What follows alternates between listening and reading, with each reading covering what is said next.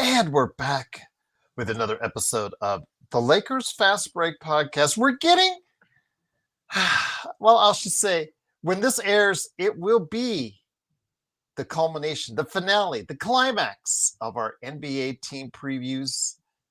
And what a trip it's been. I've been able and fortunate to interview some of the great minds in basketball from all around the world. And it gets no greater than right here today, right here in Washington, D.C. for the Washington Wizards, and a good man indeed.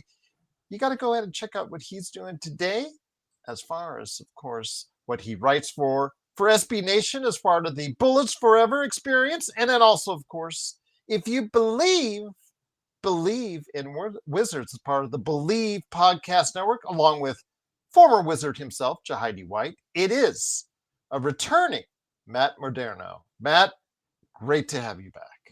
It's great to be back. I look forward to this. It's nice to check in, before the season here while we're all a little more hopeful about how things will turn out. And I think our two teams are on the different ends of the spectrum here, so it should be a good convo.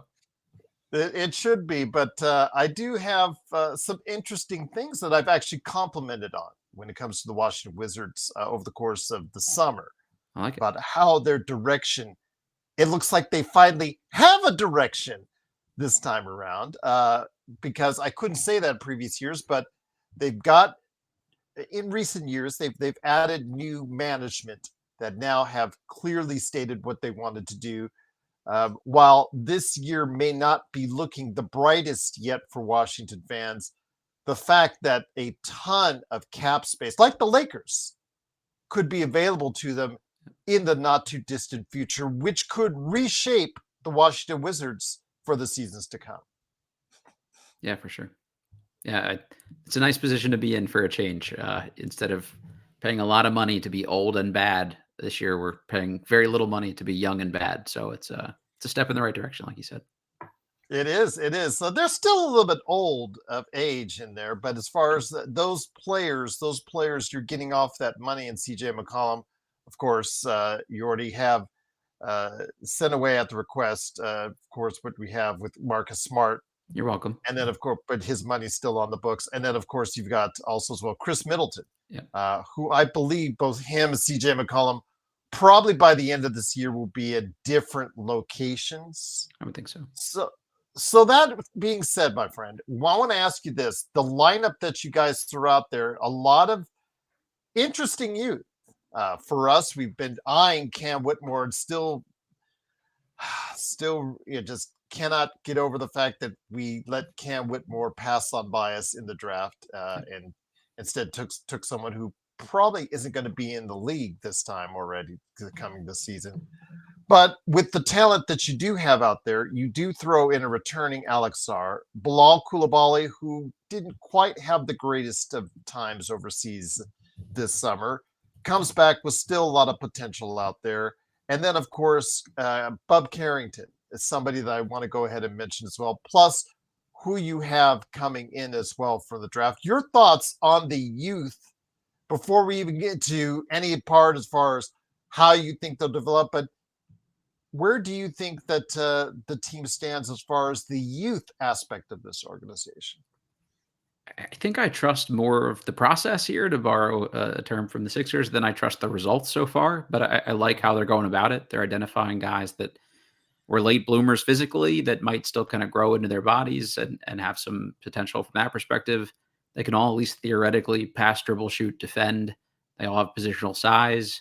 So there's a lot of things to like. They've added a lot more athleticism. The previous general manager, the first thing he said coming in was, I'm going to add athletic wings who could shoot. And he never did that. They either could shoot or they were semi-athletic, but at least there's some guys here that are kind of theoretically both. And that's nice. You mentioned Coulibaly. The shooting hasn't been great so far, but there were stretches last year where, he looked like he started off strong.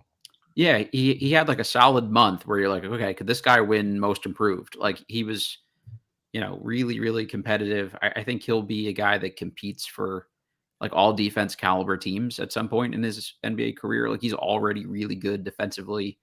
It's just, what can he do offensively consistently enough? I think having a really dynamic, break you down playmaker point guard would help him a lot too. There's really nobody that gets him particularly easy looks.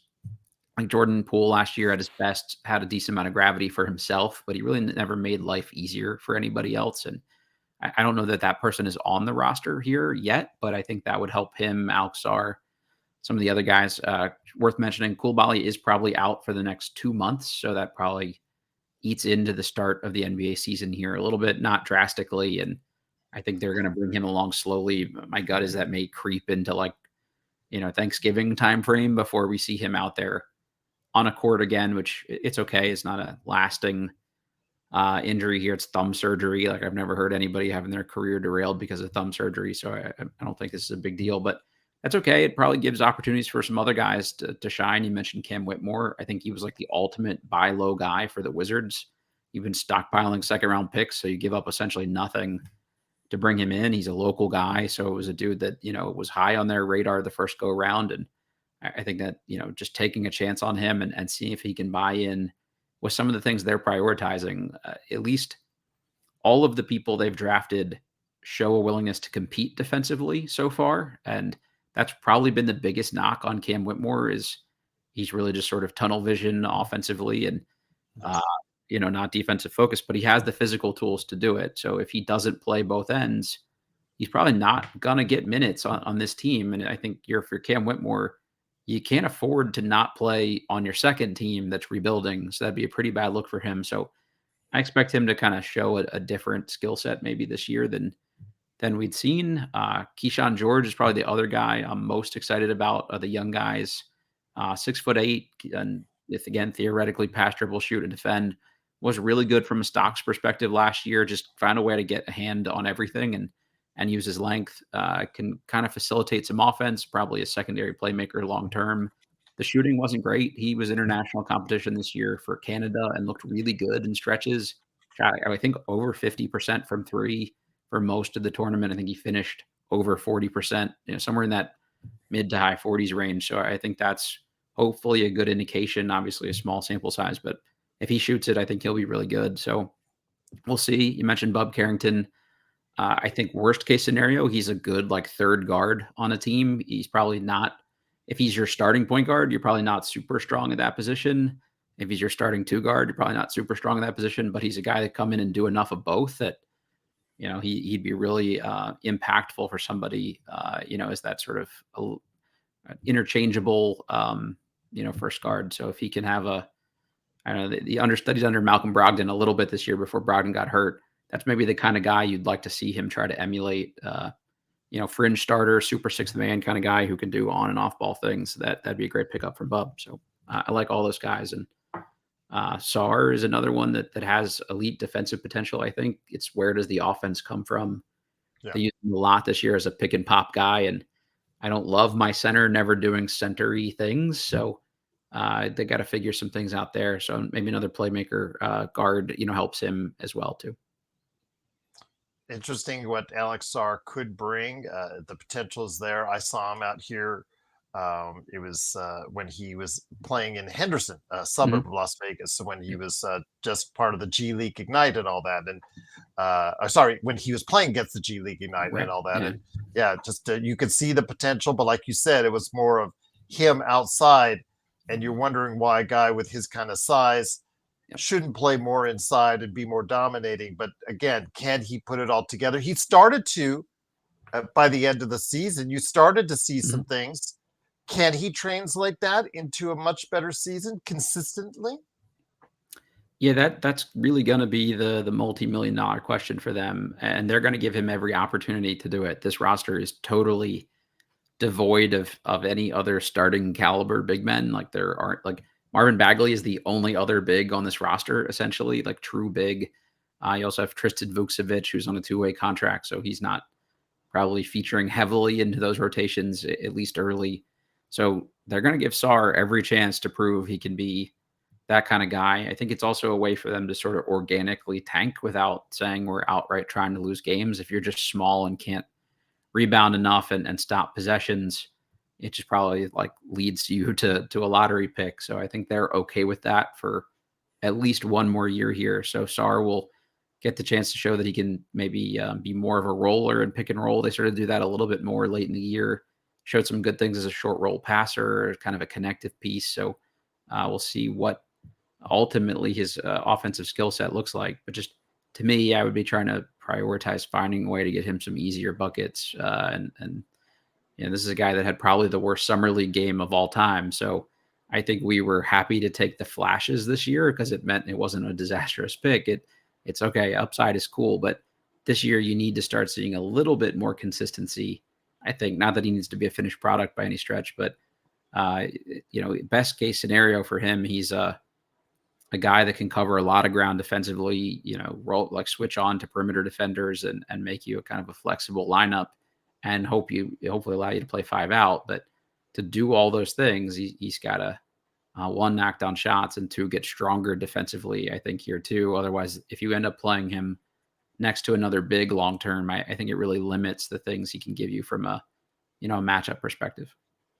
I was, I live in Las Vegas, so I was there for the worst performance ever in summer league. I think that is probably in your top 3 right there. Absolutely, that was a very memorable one. I do want to throw in the Bronny James initial performance performance against the Houston Rockets. Then the whole building was just on his case because he missed 8 threes and 3 of them were air balls. And just to be in that crowd for then was a moment I'll never forget. That's for can imagine. And another moment I will never forget, which you mentioned, Tristan Vucevic, who's now on a 2-way contract. It's not the way it's supposed to work. It's supposed to get you start off with a guarantee, then you keep going, or you start with a 2-way, you keep going up. But he's not going that right direction. I have another story from that. I told my audience live on this, but I haven't told you yet. But it was the year he was a rookie, and it was summer league. And they were playing the Boston Celtics, and it was at the Cox Pavilion, which is on the side of the actual Thomas and Mack, but it's all contained within one building, so you never actually have to go outside. So it's halftime. And, the halftimes in summer league are very quick. Yep. So quick that all the players that have to use the restroom immediately sprint to the restroom right next to the Cox Pavilion, which I happened to be at the time. And to see these players just like sprinting in and Tristan Vucevic doing his thing and then going, I'm washing my hands and here he comes alongside of me. And next thing I know, I'm getting like a shower because he's got giant hands too, he's just that's a lot of surface area to spray some water and rush out of there. I'm just going, dude. Yeah. Hey, yeah. Dude. I don't need a raincoat here, bro. Yeah. Never apologizes. It didn't mean to. I don't think he even knew what he was doing, but just ran. He's so focused on the game, Gerald. He just couldn't help himself. Well, I wish he would have been more focused that he wouldn't be on a 2-way. I'll just leave it at that. But yeah. So just stay with him for 1 second. He is a weird one. So he came over at the very tail end of his rookie year, played 7 games for them, and looked really good in the 7 games. And we were like, okay, great. Like there's something here. And then we found out they were converting him from a standard contract to a 2-way. And we're like, okay, well, they don't have a ton of roster spots. Like maybe there's a way to make him whole on the back end here and convert him midway through the year. And that never happened. And he got off to a very weird start last year. He missed the first 2 months of the season, essentially, with what they labeled as a knee contusion. I've never seen a bruised knee cost someone about 2 months of playing time. He did play 1 summer league game that second year and looked awful for a half and then never played again. So, maybe there was some lingering knee soreness or something, but it's been a weird, start to his NBA career. And then again, last year at the tail end of the year, he showed some flashes again. I think he had like a 20-10 game and showed some shooting and some playmaking.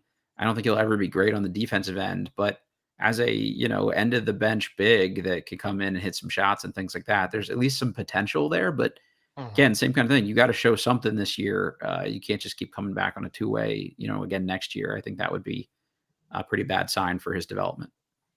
Absolutely, indeed. But you do have some rookies stepping into the mix.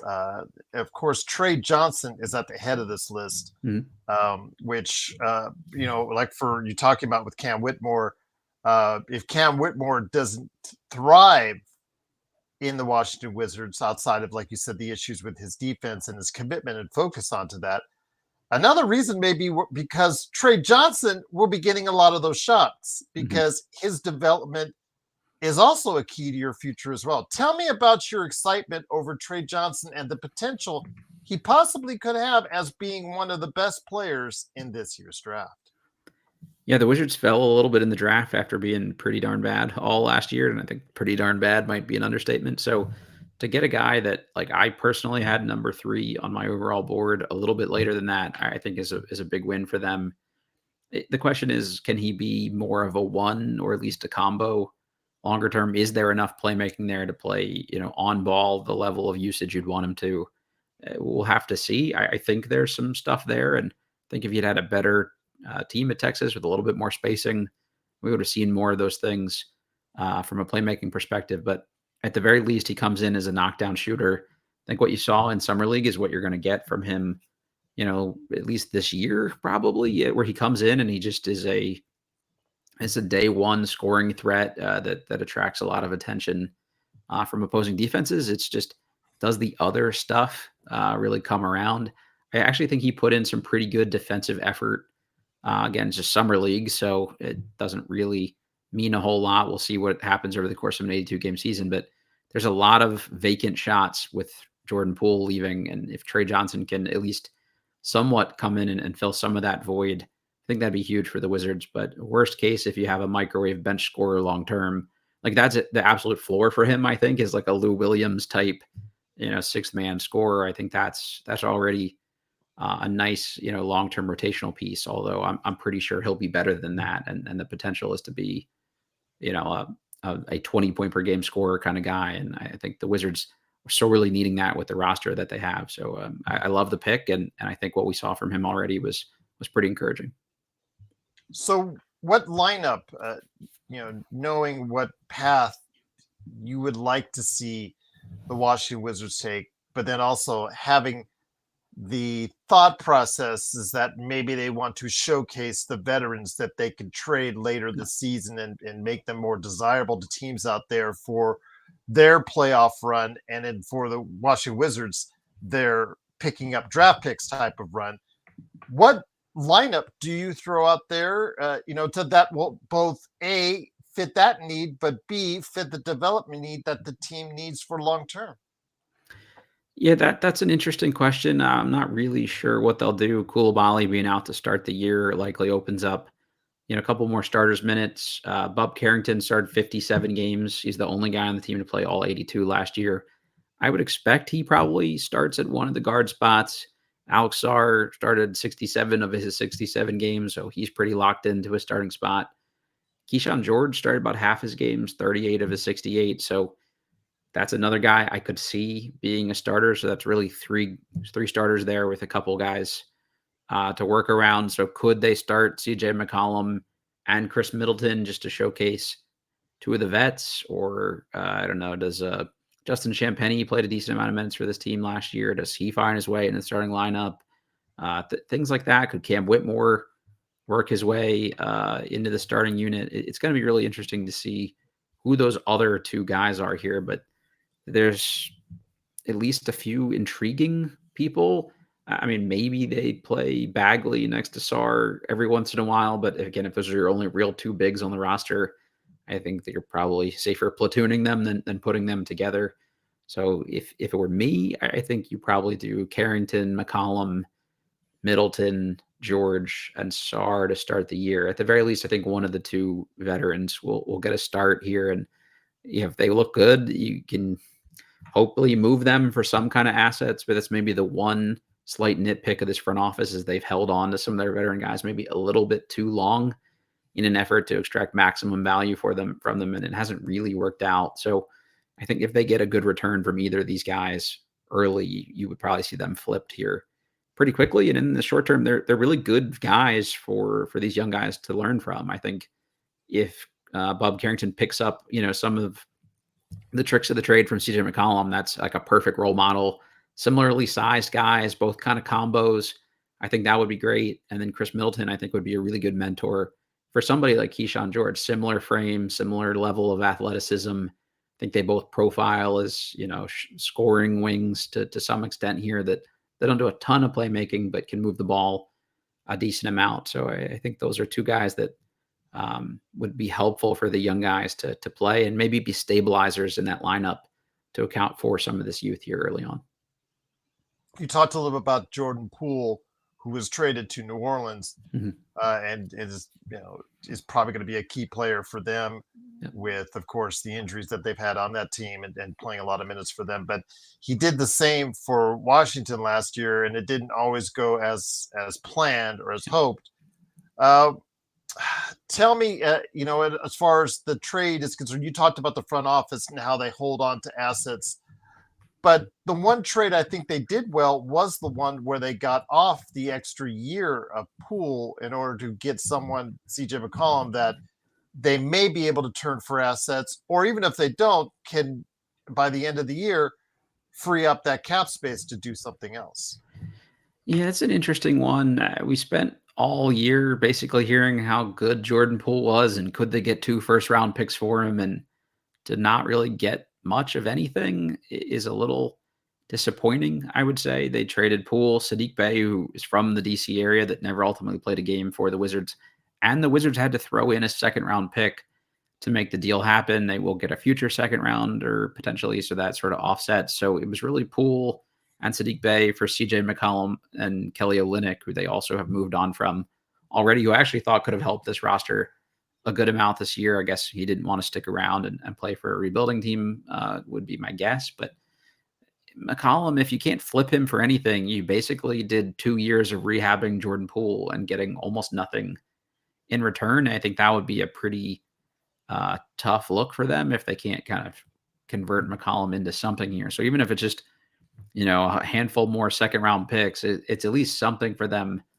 to say they did. I think the question was the Poole experiment really worth it? They brought him on. He fills up a big percentage of the salary cap. So could that have been better used to take on some other reclamation projects or to take on bad money in exchange for more draft capital? So if you don't get anything out of him, you essentially just ate $30 million across, each of 2 seasons. Not the best return on investment in my personal opinion. So I think they're putting a lot of the eggs in the CJ still has something in the tank and some team needs a veteran guard here at the deadline. So remains to be seen what that actually looks like, I think. So let's say everything goes right and, Mhm. and you and Jahidi White on your awesome show, Bleav In Wizards podcast, are really excited from day in and day out, and because things start to go really well for the Wizards. Mhm. What does that look like to you? What does, if everything goes right, what does that look like for the Wizards? Yeah, last year was not a fun watch despite the young guys. We watched a lot of bad basketball the previous years, like I said, with a lot of veteran guys. So seeing the young guys we thought would be a little more liberating as a fan base.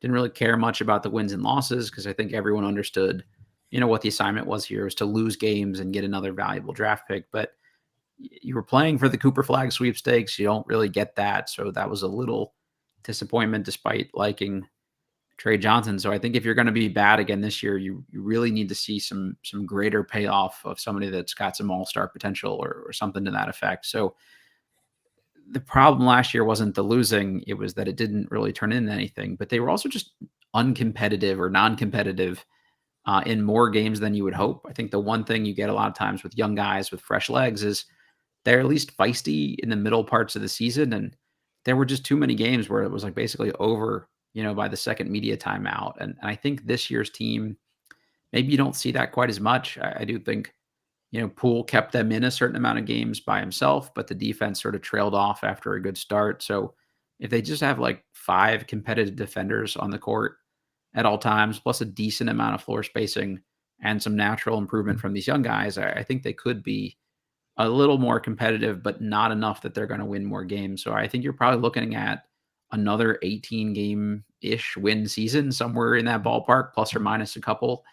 And hopefully they parlay that into another, you know, I think it would be great to have a top 3 pick in this upcoming draft, which I think is a lot stronger, over the top 10 than last year's draft was. So fingers crossed, but for them, it's the young guys continue to grow and develop. It looks like you have a real piece in Trey Johnson.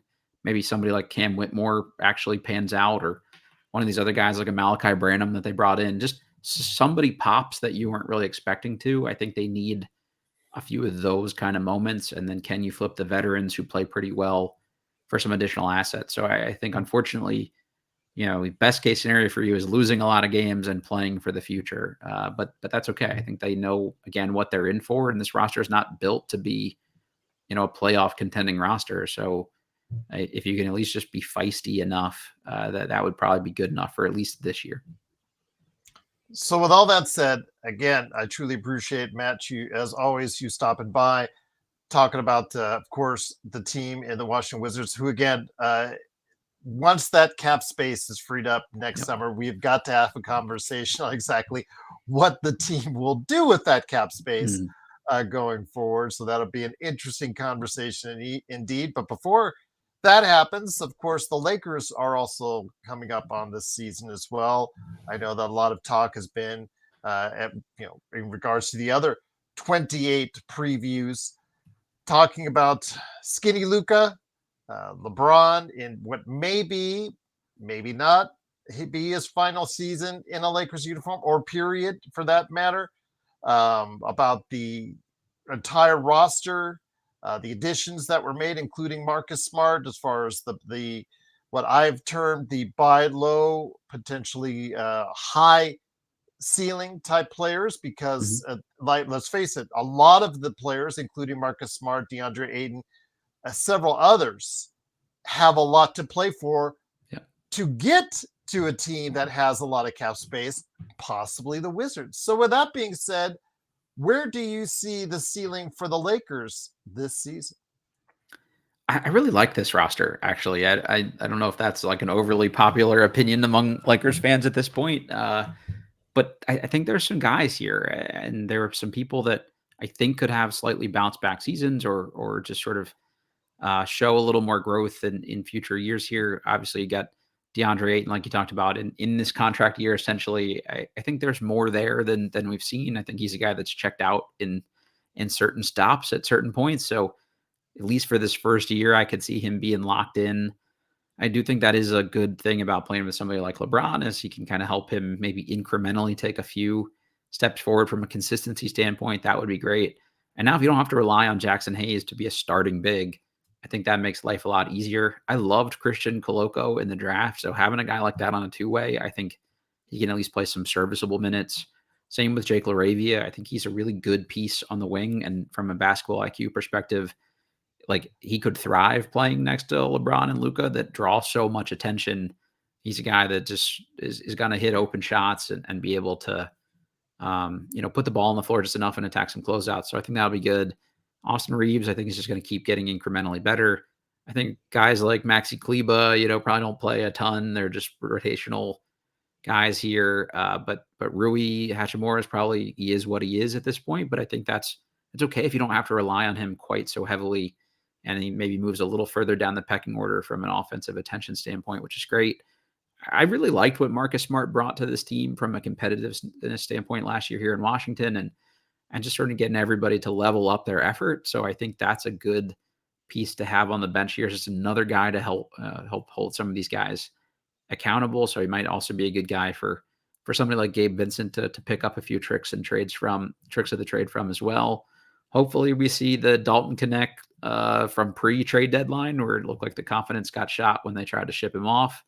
And you see a little bit of a bounce back from the way he finished the year. I think that would be great for everybody. I really, really like Eric Dixon. I would say, for Lakers fans, I wouldn't be shocked if he's a guy that can play like serviceable minutes for you day one. He's probably like a 24-year-old. NCAA scoring, I think, right?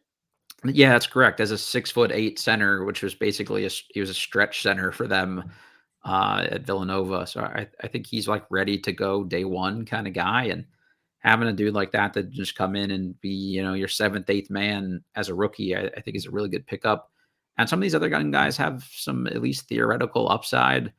Could RJ Davis be a microwave scorer in some minutes? Augustus Marciulionis, his dad played in the NBA. He's a big guard with some physicality to him. So maybe there's something there. So I think there's enough intriguing guys here. I would imagine there's one more move left to make for them at some point during the year here, but I know they don't have a ton of flexibility. So it's going to be interesting to see. But I like this group. If this was a top 4 team in the West, it wouldn't really shock me that much. So with that, my friend, again, you are the final say on the Lakers, and it really helps me to get a better understanding and formulate my own opinion and evaluation on the team when I get a lot of outside analysts that are not in the Lakers bubble to give Sure. me that guidance on that. So I truly appreciate it and value it. And Of course. Matt, you do such a great job, you and Jahidi White on your show, and also as well what you write about with Bullets Forever. Before we head on out, it is the cheap plug time. You got to go ahead and give the cheap plug to everyone out there on what you're doing, how they can follow you, and where can they get all your great work at. Yeah, if you're a Lakers fan listening to this and you just want to be reinforced about how sweet you have it, rooting for a team that actually wins at least, once every couple decades here, like it's just, I would trade anything to know what that's like, even to have a bubble title.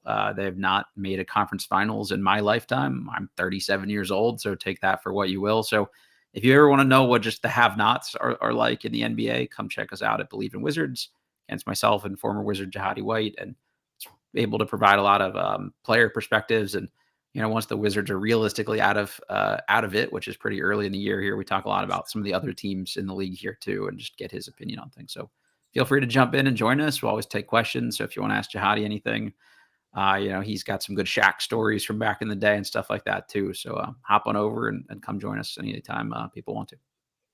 You are never at a loss for a sharp ding on the Wizards franchise, but you tell it like it is. And Unfortunate. It's the always there. unfortunate truth. Yeah. The fact you write for Bullets Forever, I think, says it all in and of itself. Yeah, exactly.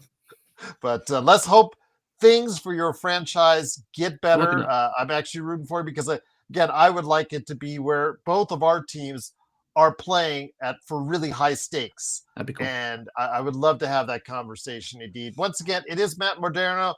Matt, you've been sensational as always. I look forward to revisiting our conversation. Hopefully, if you are allowed or if you have the time during the season. Please, And let's do it. yeah, absolutely. So we could go ahead and do that. And again, just truly appreciate all the time that you've spent. And for everyone out there who've watched our NBA team previews, I am so indebted to you. Please like and subscribe to Matt and Modderno's great stuff that he's doing with the Bleav In podcast, Bleav In Wizards podcast, also as well Bullets Forever. Like, follow, do whatever you need to do to take care of him, but also take care of us as always. But thank you so much. Truly appreciate you joining us for all these NBA team previews. Look forward to more content coming your way from all of us right here at the Lakers Fast Break Podcast.